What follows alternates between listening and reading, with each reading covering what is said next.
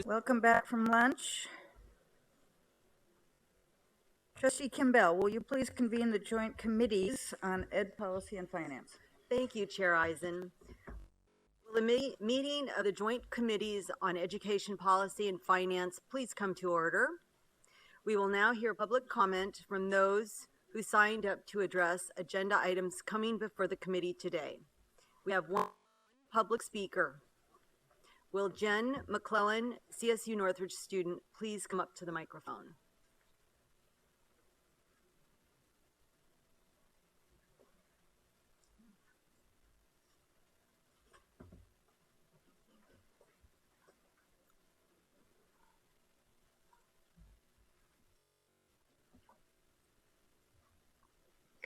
There we go. Okay, sorry. My name is Jen. I'm a senior at Cal State Northridge, studying English subject matter and looking forward to teaching junior and senior English at LAUSD. I chose to speak to this committee specifically because I saw you all were taking action on an item that you have discussed and already made up your minds about. Nevertheless, I hope that the decisions you make in the future will be affected by the comments and actions made by myself and my fellow students who have disrupted our studies, our budgets, our lives, and traveled from all over California that you might hear our testimonies and needs. I've come before you today to say the way you are doing things is most certainly not the best way to help students succeed. Your salaries are too high. Tuition is too high. The for-profit model is failing us. I heard a trustee earlier talk about failure as necessary for growth. But what the people are saying, if you were really listening, is that we live on a finite planet, and this model that assumes exponential growth is possible is gravely irresponsible. Some of us are teachers, or will be soon, and we have heard for years that privatization is failing our students. Ask the students at CSUN who are reading about the damage Teach for America is doing. Ask the grassroots organization schools LA students deserve. I honestly have no expectations of you trustees. Thus, I save myself from disappointment. But I'm here to tell you, like I told the Board of Trustees in Ventura County when I was chair of the Young People's Socialist League at Moore Park, these educational institutions exist for the students, and we will unite with each other and with the workers of the world who control the means of production to remind you of this. Abe Lincoln said, the philosophy of the schoolroom in one generation will be the philosophy of government in the next. My generation has learned in school about US capitalism's fostering of violent racism, genocide, war, imperialism, patriarchy, homophobia, environmental ruin, cultural annihilation, fascism, and innumerable oppressions, exploitations, and hate. Banaste. No more prison, no more Jim Crow, no Dakota Access Pipeline, no more militarization, no more surveillance, no more police brutality. When I get my credentials, I'm going to teach MLA citation, how to structure an essay, how to read social commentary and graphic novels, and revolution. The least you can do is prepare to be overcome. On behalf of this California Student Union, I make this demand. No more fees, no tuition hike, no tuition ever. Free, decolonized education now. Thank you for your comments. It's now time for the committee to consider today's consent agenda. Would any committee member wish to remove any of the items for separate discussion?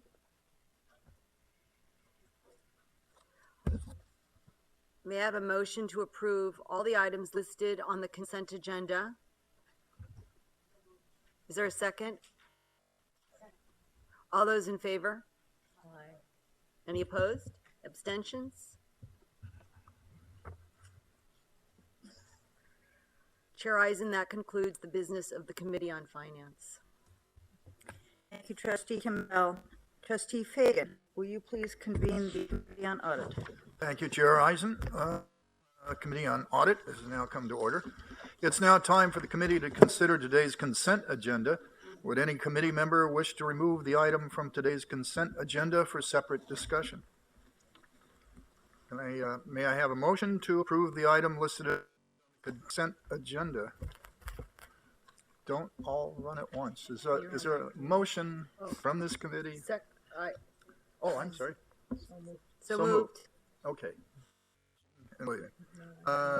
Nobody opposed, abstentions? So the item listed on the consent agenda is approved. There's one item on today's discussion agenda. Item 2 of the discussion agenda is an information item regarding the new organization structure of the Office of Audit and Advisory Services. The item will be presented by Larry Mandel, Vice Chancellor and Chief Audit Officer. Larry? Thank you, Chair Fagan. At the May 2016 meeting of the Committee on Audit, a plan was put forth for implementation of the remaining recommendations contained in the Quality Assurance Review of the Office of Audit and Advisory Services. The plan not only strengthens the effectiveness of the audit function, but also provides increased assurance to the Chancellor and the Board of Trustees that significant risks to the system are sufficiently understood and assessed and are receiving appropriate audit coverage while adding value to both campuses and auxiliary organizations and further mitigating risk. The current organization is comprised of a centralized audit staff responsible for each of the 23 state universities, each of the 86 auxiliary organizations, and the Office of the Chancellor. Designated staff perform campus and Chancellor's Office subject area audits, which are identified via an annual system-wide risk assessment, and auxiliary organization audits on a triennial basis. Remaining staff are responsible for information technology audits, construction audits, advisory services, and investigations. The new organization structure remains centralized, but is reorganized and better resourced in order to provide audit and advisory services that are better aligned with system-wide goals and strategies, improve awareness of issues and risks occurring at the campus level and within auxiliary organizations, employ continuous auditing techniques for more focused and higher quality audits, provide more in-depth and effective audits of sponsored programs, and meet the increasing demand for investigative audits. The new organization structure retains the same approach for information technology and construction audits, advisory services, and investigations, and includes the following functional and organizational changes to be phased in over a 4-year period. Campus-specific risk assessments will be performed each year. Auxiliary organization audits will be handled as any campus audit based upon risk rather than on timing. Campus audits will be managed with a concentrated span of responsibility that permits each manager and auditor to better understand the nuances and needs of each campus and be a readily available resource for advice. This will also foster a deeper relationship with campus executive management and staff, improve awareness of individual campus issues and risks, and improve knowledge of campus-specific policies, procedures, and systems. Continuous auditing techniques will be employed on campus data to analyze large volumes of data, look for anomalies and trends, complement the existing risk assessment process, and add to our awareness of campus-level auxiliary organization issues and risks. This also enables the audit function to determine more proactively, quickly, and accurately where to focus attention and resources, thereby improving the quality of its audits and support of management and potentially reducing field work. A dedicated senior audit will be responsible for more in-depth and effective audits of sponsored programs. Sponsored programs are usually research efforts primarily funded through grants, often from the federal government, and now amounting to approximately $1.5 billion within the CSU. These grants come from a number of agencies, each with a separate set of rules and regulations. Undergraduate research is a key high-impact educational practice and is a growing part of CSU undergraduate education programs. And lastly, we will have a senior investigative auditor who will be employed to meet the increased demands of the investigative function, provide adequate resources to ensure the control failures resulting in campus fiscal improprieties are properly resolved, and improve fraud awareness in education. If you have questions, I'll take them at this time. Questions, comments? Trustee Day? So Larry, I just wanted to try to understand, is this a change in where the staff will be physically located as far as central office versus the campus? And or is this a change in who they will be reporting to? They will still be housed centrally in the chancellor's office. Prior to this, we did all our risk assessments based on risks through the system. We will now do risk assessments for each individual campus. We will have an audit manager and a set of auditors assigned to a group of campuses, so they'll be more familiar with those specific campuses, and the management of those campuses will be more familiar with that group of auditors. And so who will those campus auditors be reporting to? Still reporting centrally to me. Okay.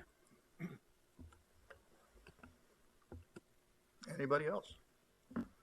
I think we should congratulate Larry on all the hard work he and his staff have already done and are going to have to do in the near future as they put together this thing. It's going to be very effective. And I just remind people that if you're interested in audit results, you can go to the website of www.calstate.edu/audit and then click on internal audit reports. And even that website, I think, is going to be improved under the new plan, and it'll not only have by topic, but also by school. Is that correct, Larry? That's correct. Yeah, so good things coming up in audits. It's more exciting than you think it is. So, so with that, I think that's the end of our committee on audit. Back to you, Chair Eisen. Thank you very much, Trustee Fagan. Trustee Morales, will you please convene the Committee on University and Faculty Personnel? Thank you, Chair Eisen. Will the Committee on University and Faculty Personnel please come to order? Note that no one has requested to address the Committee on University and Faculty Personnel during the public comment today. Today, the committee has 3 consent items and 1 action item. Is there an objection to the approval of the consent items? Okay, they're approved. There is one item, there is one discussion item. So this is item number 3. Agenda number 3 is an action item seeking committee approval for adoption of revision of Title V regulations, amendment of California State University Conflict of Interest Code. Interim Vice Chancellor Jones will present the item. Andy? Thank you, Chair Morales. At the September 2016 Board of Trustees meeting, we presented an information item outlining a proposed amendment to Title V regarding the California State University's Conflict of Interest Code. That same revision is now being presented for board action, and there have been no changes to the item since it was presented at the last meeting. As you may recall, employees who make or participate in the making of decisions that could have a material effect on their personal financial interests are required to file a statement of economic interest annually. We commonly refer to this statement as the Form 700. CSU officials who serve in a designated position must disclose their personal economic interests based on the disclosure categories assigned to the designated positions they hold. This list of designated positions and the disclosure categories assigned to them constitutes CSU's Conflict of Interest Code. The amended code consolidates 17 disclosure categories down to 8. Although there are fewer disclosure categories, they capture the same interests as the previous 17, just in a more efficient and more user-friendly manner. Additionally, the list of designated positions was updated, as were the disclosure categories assigned to them. The amended code promotes greater consistency in how disclosure categories are assigned to designated positions with similar areas of responsibility across the CSU system. Since changing CSU's code requires an amendment to Title V, this item was noticed for public hearing today as required by law. If approved, the code will be submitted to the Fair Political Practices Commission for adoption. Staff recommends adoption of the amendment to Title V. Trustee Morales, that concludes my presentation. I'm happy to answer any questions. Any questions? Ms. Eisen? Does the Fair Political Practices Commission already have notice or heads up that we're making this change and have effectively approved it in advance? Essentially, yes. They have more than just notice or heads up. We've been working hand in glove with them for several years to get these revisions in place and overhaul our code. And they are in favor of this, and they're the ones that prompted it in the first place. Wonderful, thank you. Other questions? Okay. Because this item involves, well, thank you, Chancellor. Because this item involves an amendment to Title V of the California Code of Regulations, these proceedings are deemed to be a public hearing under the provision of the California Education Code. Does anyone wish to comment on this matter?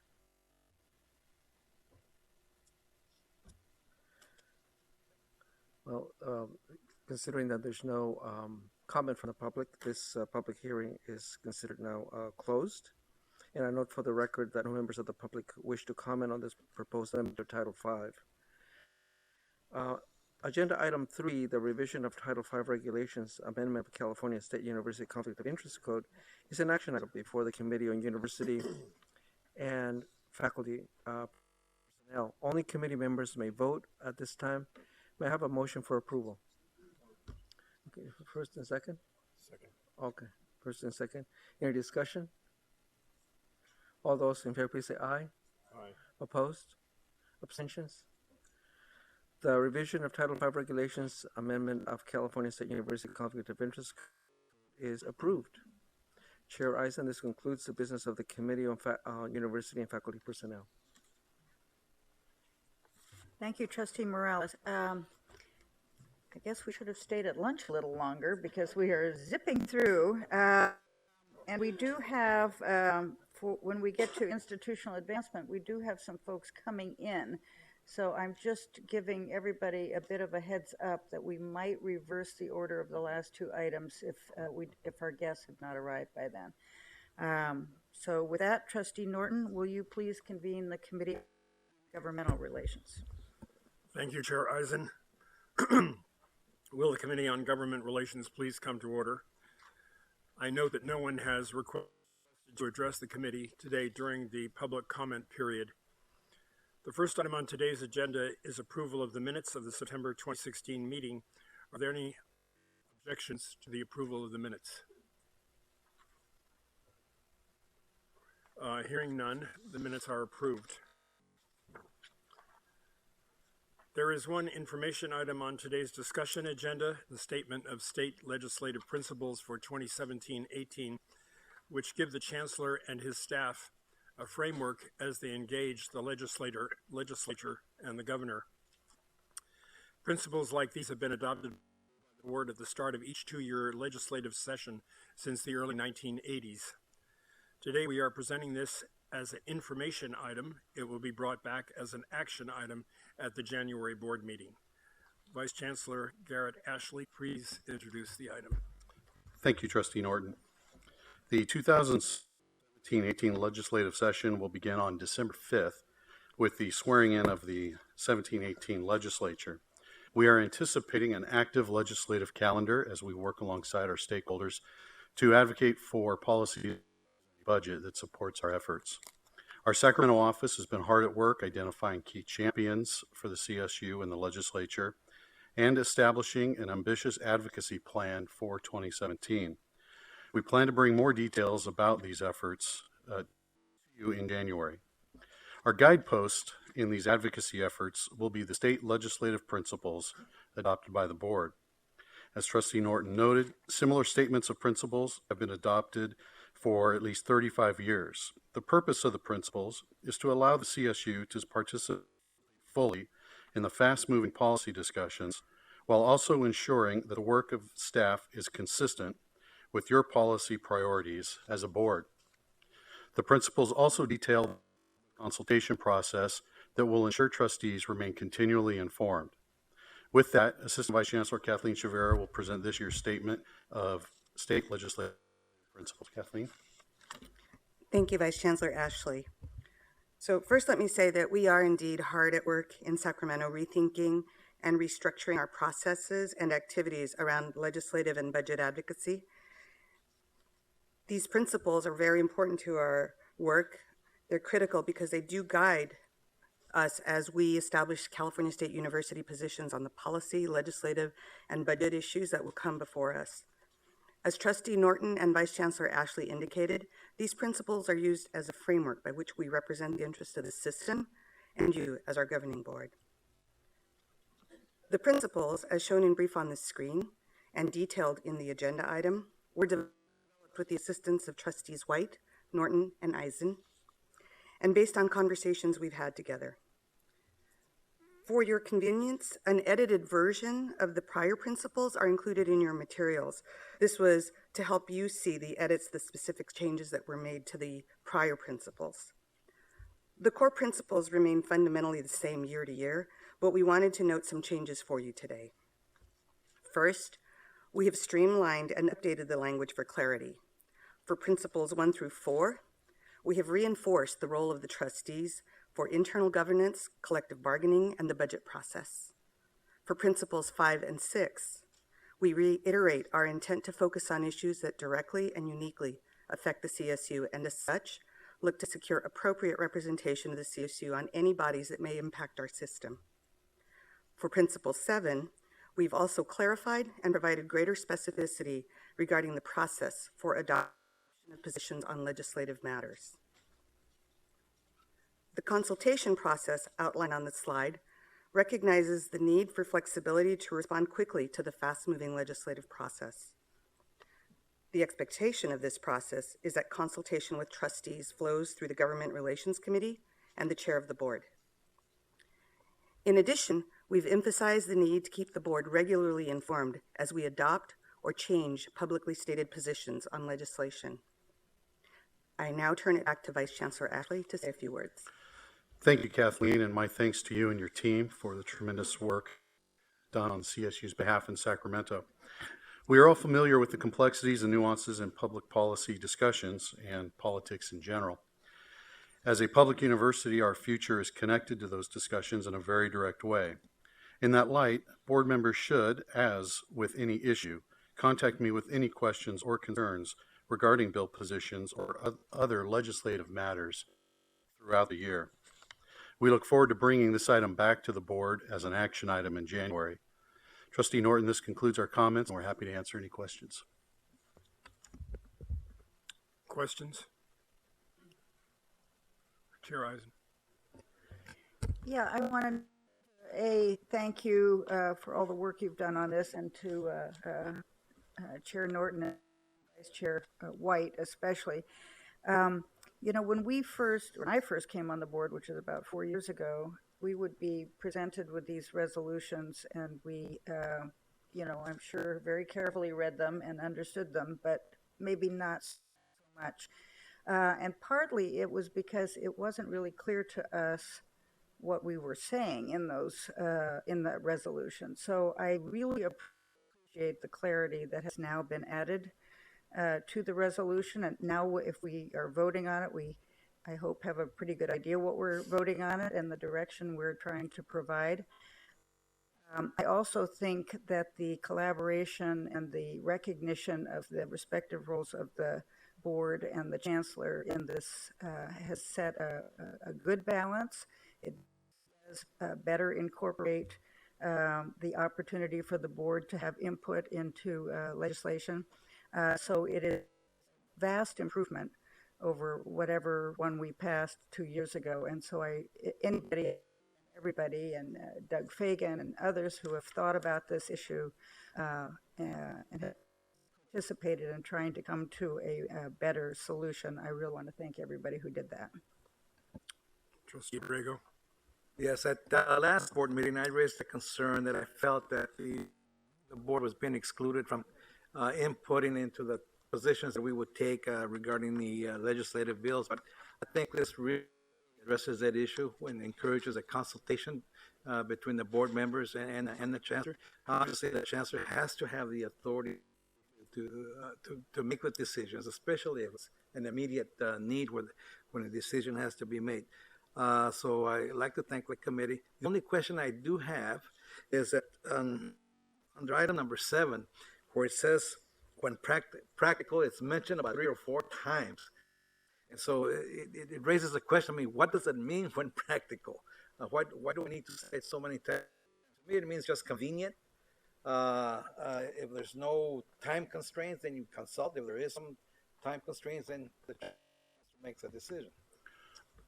Right. Thank you for the question, Trustee Abrego. I don't think I know for certain we don't view the words "when practical" to mean this is optional. I think what it does is it recognizes that there are times when, particularly later in a legislative session, a bill position change, and it is our intent to communicate with the chair and or vice chair of the committee before we make that change. If that's not practical, then we will do so immediately following. I also think that it recognizes that board members are very busy in their own lives and careers, and if we're not able to communicate on your timetable, your time frame, that might not be practical as well. But we don't view it as an option or something for us just to consider doing. It is our full intent, and we plan ahead of time for those communications and consultations to ensure that they do happen. Thank you. I think I'd like to add just one other point. Having worked recently in the Capitol, I just want to note that decision-making and opportunities to weigh in and influence outcomes can come and go very quickly, particularly at the later half of the session. Empowering staff to be able to act guided by these principles gives us the opportunity to be able to be effective and credible as we represent the board within the Capitol. So I just wanted to add that that's more of a circumstance that we would be considering when we talk about things being practical. Sure. I just wanted to add one other thing, which is that the board and staff have developed over the course of our time together pretty good communications, and I have always found that if I have a question about something that's been presented in open session and I want to direct it to any of the folks that are on the Chancellor's staff or the Chancellor himself, I'm free to do that, and never have I gotten the idea that that was unwelcome in some way or an interference with their duties. So everybody on this board, if there's an information item that indicates, where we're tending on certain legislation, and you see anything that causes a question in your mind or just prompts you to ask Garrett or Kathleen or the Chancellor or anybody you want to get clarification to help us in making our own decisions, everybody should know, and I'm sure you all do know, that you're free to do that. So. Trustee Day, did you have your hand up? No, oh, sorry. I concur with the chairwoman. Okay. Any other comments?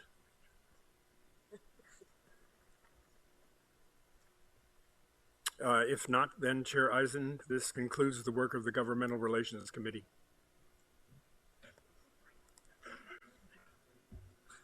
Time certain, 3:15. Thank you. Thank you, Trustee Norton. So I am understanding that we're going to take a break now. We're going to go into closed session to discuss one aspect of our closed session from tomorrow, which is pending litigation. We will come back here at 3:15 and then continue with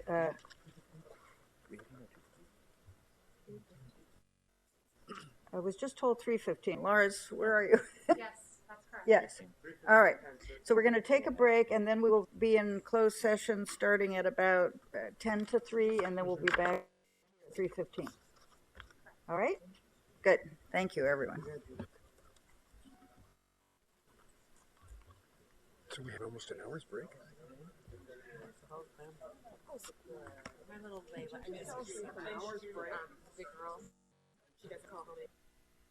Sorry, I said 10 to 3. I meant 10 to 2. We'll go into closed session. Thanks. Bye. This is the California State University Office of the Chancellor's live stream. Please adjust your audio accordingly. This is the California State University Office of the Chancellor's live stream. Please adjust your audio accordingly.